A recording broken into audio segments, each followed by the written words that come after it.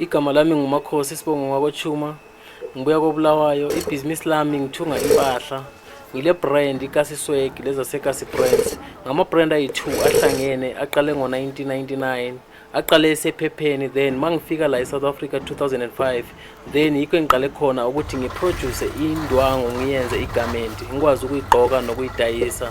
Ibrand yami icoverisha from umntwana ona 1 year isegcina kumuntu ona 75 years.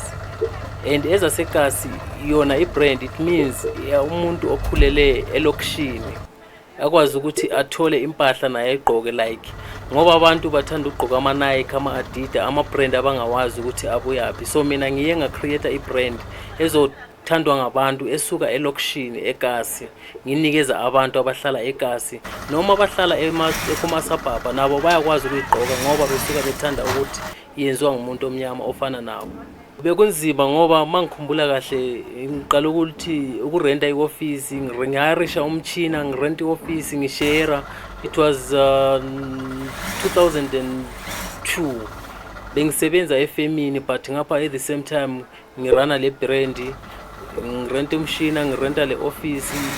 It was so hard to cope because yonke into yenzayo ngiqale ngezami izandla ngisebenza ngihlanganisa. Lokho manje ngiyazi ukuthi lento engiyidingayo ngiyithole lalapha esengihlala khona sengihlala endaweni engathi ngcono ngula kuqala ngoba bengishare ngekhethenisi ngapha ngishare neoffice ngapha yonke into ifuna mina lasekhaya kudinga mina compared to okwamanje. I think everything is coming up all right because sengize ngaba newebsite ngiyazi ukuthi abantu bangithola kuwebsite bangithola kubo Facebook than uqala ukuthi kuzomela ukuthi ngincenga umuntu mngani wami ozothenga mngani wami ngilento eyikuthi manje abantu bangibona ngigqokile ngiyahamba abanye bangibona ku Facebook abanye bangibona ku Instagram abanye ku Twitter abanye bangena la kuwebsite mangipostile na ku Facebook na ku WhatsApp.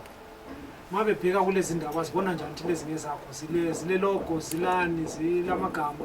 Yes, zinamagama kahle kahle eyinye ezaseKasi ilo nyawo lwenja then kula le ezaseKasi is an all star i-transport yaselokishini because abantu abaningi imoto azikho abanazo so basebenzisa i-all star is a transport because it's easy to wear, it's easy, soft, ilula umuntu yakhona ukugijima ngayo yakhona ukudansa ngayo yakhona ukwenza noma yini ngayo All Star. So that's why ngiye ngayenza yaba i-brand but ngase ngisuka ngakhipha i-All Star ngafaka ezaseKasi to be creative.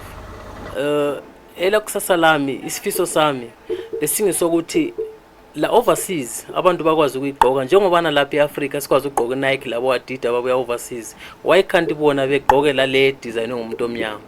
Isifiso sami sakusasa lokuthi ngikwazi ukuthi ema-shop uma umuntu engena kibo Edgars engena kibo Woolworths akwazi ukungithola la ngikhona ngicompete nabo Adidas.